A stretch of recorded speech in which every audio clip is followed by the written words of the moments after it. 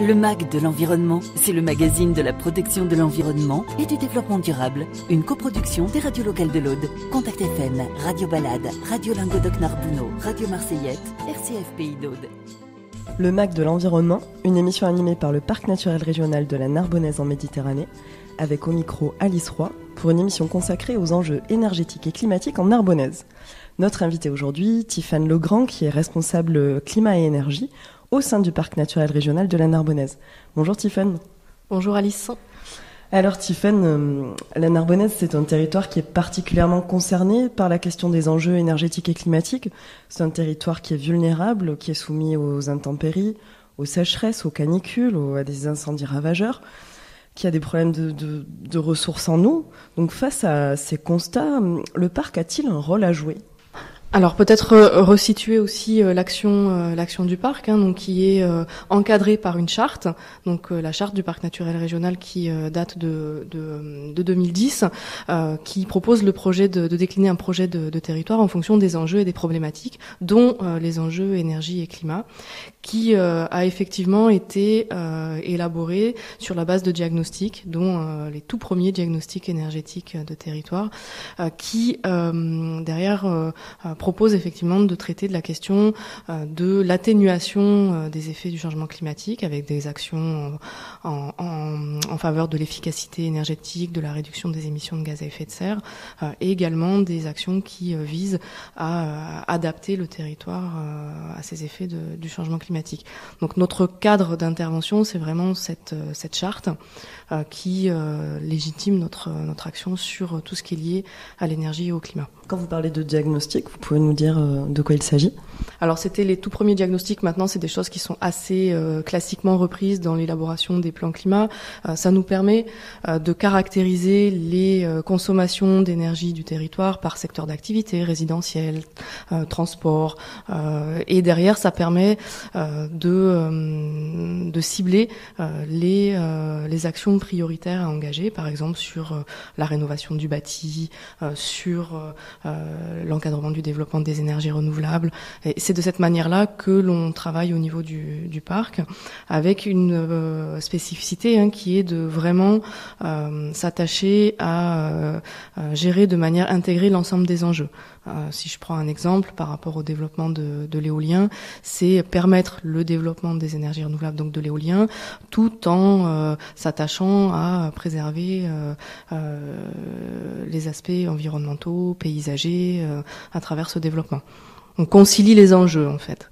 Donc c'est un travail transversal qui est mené avec d'autres chargés de mission au sein du parc. Les enjeux climatiques et énergétiques ne se traitent pas uniquement dans votre pôle. C'est ça, c'est une question qui est éminemment transversale et d'ailleurs la charte du parc est assez représentative par rapport à ça, puisque on n'a pas une entrée climat-énergie spécifiquement, on n'a pas un chapitre dédié au climat et à l'énergie. Par contre, on le traite avec les questions d'agriculture, avec la question de la biodiversité, où par exemple l'enjeu c'est de mieux connaître les effets du changement climatique pour pouvoir adapter les plans de gestion par exemple. Voilà, c'est vraiment une question très, très transversale. Et alors justement, comment est-ce qu'on fait pour connaître les enjeux des changements climatiques ? Est-ce que vous travaillez avec des chercheurs par exemple ? Est-ce que vous encadrez des thèses ? Comment vous fonctionnez ? On est sur un sujet qui nécessite d'avoir beaucoup de prospective. Donc c'est effectivement pour ça que dernièrement avec notre conseil scientifique, on a acté le fait de pouvoir accueillir de plus en plus de sujets de recherche pour pouvoir affiner notre connaissance des futurs possibles. Mais ça passe aussi par l'accueil de travaux, de mémoires sur des évolutions utopiques possibles du territoire pour se projeter dans l'avenir. Alors Tiffane, on parle d'ici 2050 d'être un territoire à énergie positive. Ça veut dire quoi ? Alors, on est en tant que parc engagé dans un défi que relève l'ensemble des parcs naturels régionaux au niveau national, qui est de viser l'autonomie énergétique à l'horizon 2030. donc qui est déjà un enjeu de taille, parce que ça vise d'une part à travailler sur tout ce qui est réduction des consommations d'énergie et derrière au déploiement des énergies renouvelables. On est également en Narbonnaise membre du réseau des territoires à énergie positive au niveau national qui regroupe l'ensemble des territoires qui sont les plus impliqués sur ces thématiques de territoires à énergie positive. Donc c'est plutôt c'est un défi, c'est un objectif et c'est également une méthode derrière pour pouvoir atteindre cette autonomie énergétique en s'appuyant sur à la fois les économies d'énergie et le développement des énergies renouvelables.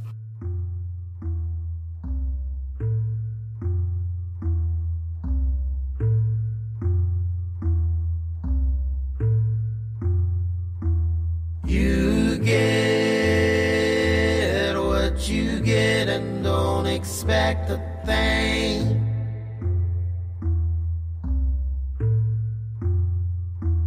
You get what you get, so don't expect shit.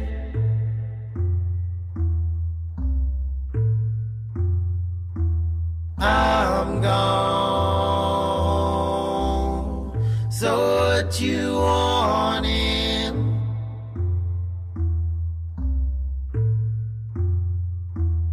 I'm gone,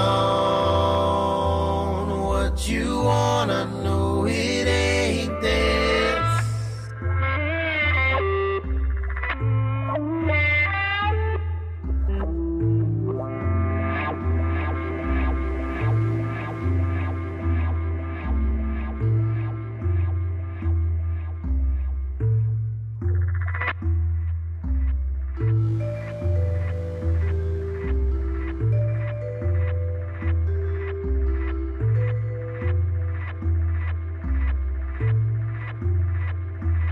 You get what you get, so don't expect a thing.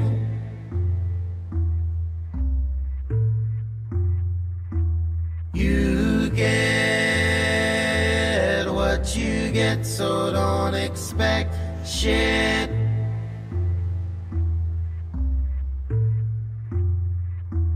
I'm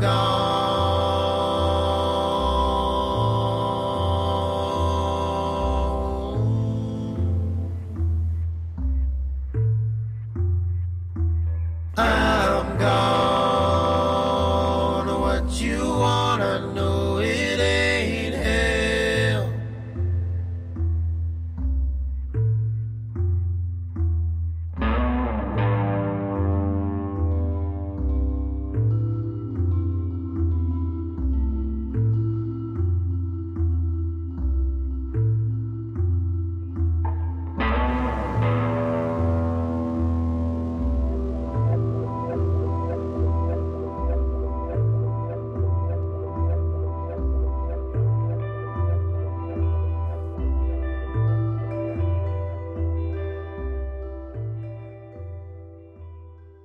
Le MAC de l'environnement, les enjeux énergétiques et climatiques en Narbonnaise avec Tiffaine Legrand qui est responsable climat-énergie au sein du parc naturel régional.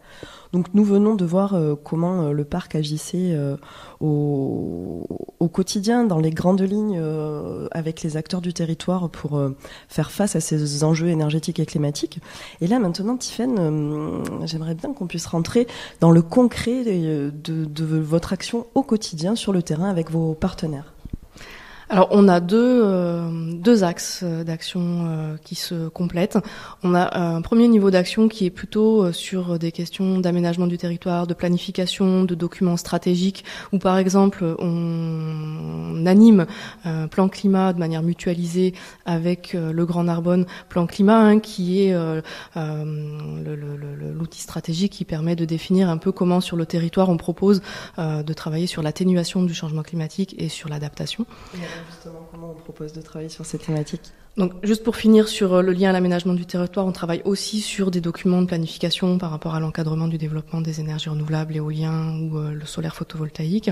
Et ensuite, de manière très opérationnelle, on anime un espace info-énergie qui permet, donc avec la présence d'un conseiller info-énergie au parc, de conseiller les habitants de manière très concrète sur les économies d'énergie qu'ils peuvent faire dans leur logement, soit au quotidien, soit pour pouvoir tendre vers des rénovations ou des constructions qui soient performantes. Donc l'espace info-énergie du parc, l'année prochaine, fêtera ses 15 ans. Donc c'est une action que l'on mène de longue date sur ces questions de rénovation du bâti, avec toujours par rapport à cette transversalité de l'action, le souci d'avoir aussi des conseils sur des logements performants et qualitatifs d'un point de vue architectural, voilà, pour pouvoir lier les différents enjeux. Et qui peut venir à l'espace info-énergie ? Donc tout habitant du parc naturel régional ou du Grand Narbonne peut venir chercher des conseils sur son niveau de facture, sa problématique de chauffage.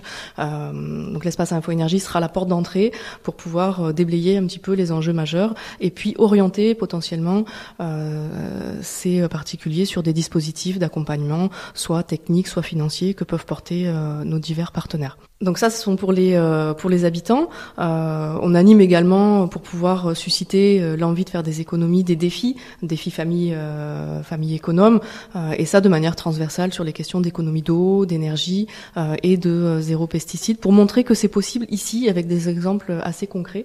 Donc on a une centaine de familles là qui ont été accompagnées jusqu'à présent, et on relance très prochainement donc un recrutement pour pouvoir prolonger cette action avec voilà l'ambition d'accompagner concrètement les familles dans des gestes simples qui permettent de faire ce type d'économie. Comment vous choisissez les familles ? Alors c'est volontaire. Par contre, il nous faut plutôt avoir des groupes constitués de 5 à 6 familles qui se connaissent, qui ont un dénominateur commun pour faciliter les échanges entre eux. J'ai entendu parler aussi de l'Observatoire des saisons. Alors l'Observatoire des saisons, c'est un outil qui est particulièrement intéressant, alors qui existe au niveau national, que l'on relaye localement avec l'appui des Amis du Parc, et qui vise à proposer aux habitants de partager leurs observations au quotidien, donc à quel moment l'amandier de leur jardin a commencé à fleurir, et derrière ça, enfin c'est un exemple, ça permet de nourrir une communauté de scientifiques qui ensuite tirent des conclusions sur les effets du changement climatique, sur la phénologie des plantes ou des animaux. Donc c'est un outil de connaissance qui rejoint un peu les questions qu'on se posait sur le besoin de diagnostic, d'expérimentation. Ça me permet de faire remonter la connaissance du territoire. Donc, par exemple, si moi je vois un amandier en fleurs, je vous téléphone pour vous dire à tel endroit j'ai vu un amandier en fleurs. Non, vous vous inscrivez sur la plateforme de l'Observatoire des saisons. Donc tous les détails sont sur le site internet du parc, et vous pouvez enregistrer votre plante par exemple, et puis à chaque moment de l'année où on est sur une floraison ou sur la sénescence, vous allez pouvoir enregistrer les phases principales de l'évolution de cette plante. Donc ça, c'est pour la partie grand public. Vous travaillez aussi avec les communes ? On travaille également avec les communes, donc avec les communes du parc, depuis spécifiquement sur ces thématiques d'économie d'énergie depuis une dizaine d'années, pour les accompagner. Alors là récemment sur un défi pour relever donc un défi pour économiser 20% de leur consommation d'eau et d'énergie. Donc ça passe de manière assez classique par un travail de diagnostic, d'analyse des factures, de mise en évidence des potentiels d'économie, sur de l'ajustement d'abonnements, sur de la mise en place de régulation. Donc on est vraiment sur de l'accompagnement très opérationnel pour pouvoir les aider à trouver ces potentiels d'économie. Et puis là avec le 14 octobre qui approche, on les accompagne également sur la question de l'éclairage public. Et le 14 octobre, pour préciser à nos auditeurs, qui est le jour de la nuit, qui est un événement national qui invite les communes à procéder à l'extinction de leur éclairage public pour faire des économies, bien évidemment, et puis pour limiter la pollution nocturne. C'est ça, donc c'est la deuxième année qu'en Narbonnaise on relaye cette action nationale avec nos communes qui se mobilisent fortement pour à la fois sensibiliser à la question de la pollution lumineuse et effectivement c'est un enjeu à la fois économique et énergétique.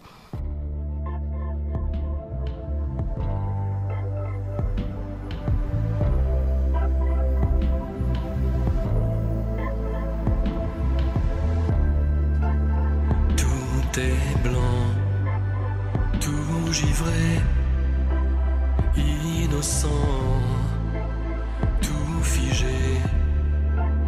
C'est l'hiver, en été.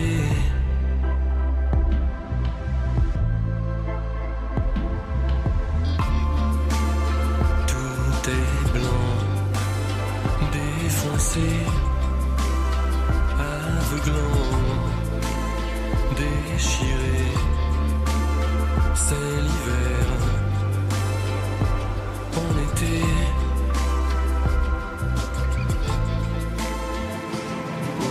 La nuit blanche pourrait durer jusqu'à la fin de l'été.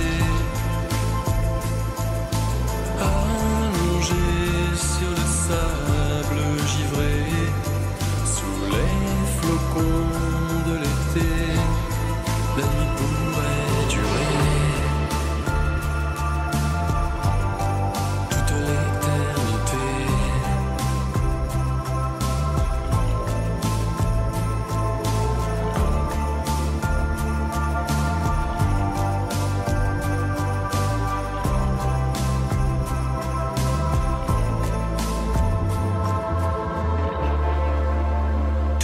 Est blanc, étouffé, faux semblant, allongé, c'est l'hiver, en été.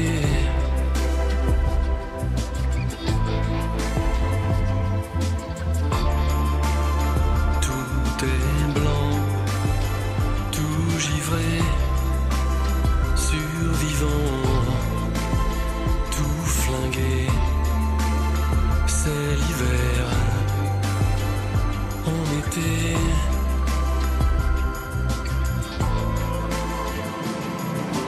La nuit blanche pourrait durer toute l'éternité. Loin, si loin, à soi-même exilé, sous les flocons de l'été. La nuit pourrait durer toute l'éternité.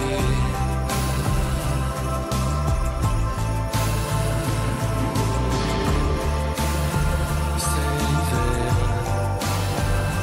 en été.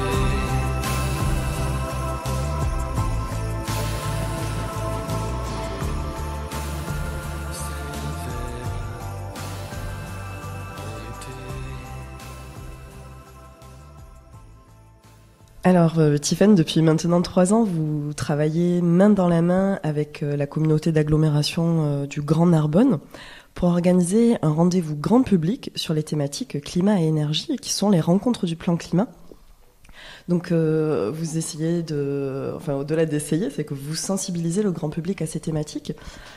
Comment vous procédez ?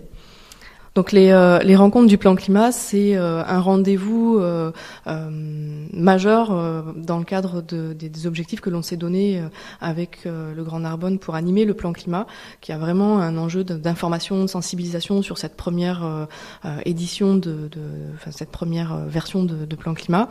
Et l'objectif de ces rencontres, c'est de proposer des moments d'échange, de partage sur la question des enjeux liés au changement climatique, et puis surtout de mettre en avant les initiatives d'acteurs du territoire et puis les pistes d'action que l'on a concrètement à notre disposition sur le territoire.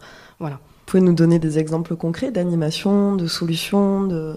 Alors, cette année, donc sur les 3e rencontres du plan climat, on a par exemple fait le choix de mettre l'accent sur le lien entre santé, bien-être et changement climatique. Ça passe par exemple par des ateliers culinaires qui permettront de mettre en avant les légumes secs, leur intérêt à la fois alimentaire, agronomique et climatique, puisque on est sur des protéines végétales qui permettent de venir en substitut de protéines animales qui sont particulièrement émettrices de gaz à effet de serre. On a également des producteurs locaux de pois chiches, de lentilles. Donc l'idée c'est aussi de mettre en avant ces producteurs locaux. Donc cette année, vous montrez vraiment le lien qu'il y a entre les changements climatiques et l'action qu'on peut avoir nous au quotidien en consommant moins de protéines animales. Alors, c'est un exemple parmi d'autres, mais c'est ça. L'idée, c'est vraiment, on est dans l'action cette année et on propose de toujours quand même garder ce fond en termes de sensibilisation sur ce qu'est le changement climatique. Comment sait-on ce que l'on sait ? Parce que il y a toujours besoin de pouvoir creuser ces sujets.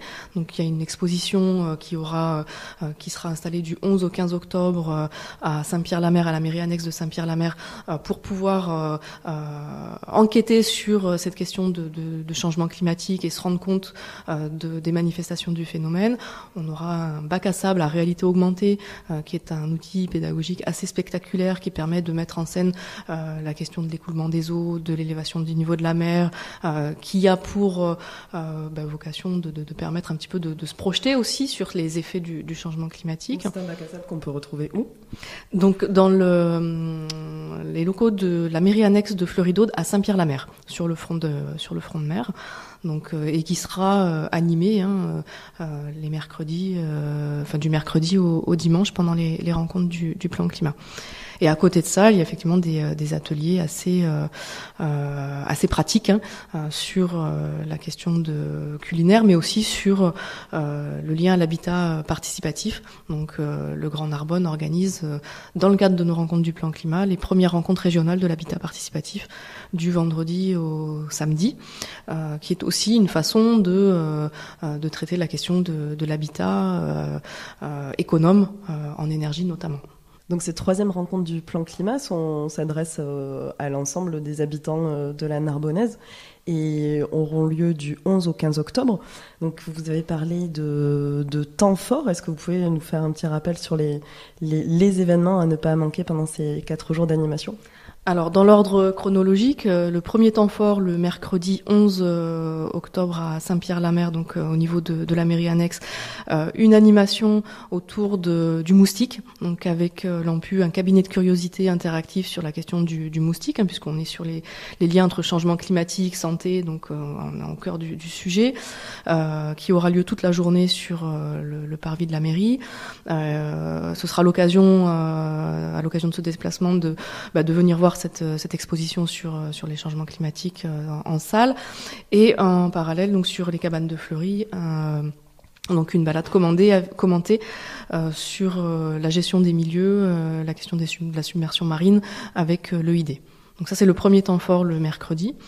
Le deuxième temps fort, donc sur le vendredi et samedi, donc les rencontres de l'habitat participatif au niveau régional, orchestrées par donc APFAB et puis le Grand Narbonne. Alors c'est pas un temps fort, mais on a une projection de la suite du film d'Al Gore, donc une suite qui dérange, qui aura lieu à Leucate, au cinéma de Leucate, qui vaut le détour, 10 ans après. Donc c'est une projection exceptionnelle. Et puis le dernier temps fort, donc au musée Amphoralis à Salelles-d'Aude le dimanche après-midi de 14h30 jusqu'à 18h. Donc des ateliers sur éco-construction, et puis des ateliers culinaires et une rencontre privilégiée avec Lionel Giraud, donc chef étoilé de la table de Saint-Crescent à Narbonne, qui nous fait le plaisir de venir partager sa vision de la gastronomie en lien avec la terre et la saisonnalité, qui colle complètement avec les enjeux du plan climat.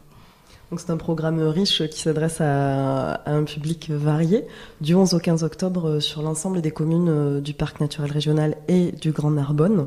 Pour retrouver le programme, en ligne sur le site internet du Parc naturel régional ou sur le site internet du Grand Narbonne. Merci à Jérôme pour la technique, merci à Tiffaine Legrand pour son éclairage et à bientôt. C'était Le Mag de l'Environnement, le magazine de la protection de l'environnement et du développement durable. Une coproduction des radios locales de l'Aude, Contact FM, Radio Balade, Radio Languedoc Narbonneau, Radio Marseillette, RCF Pays d'Aude.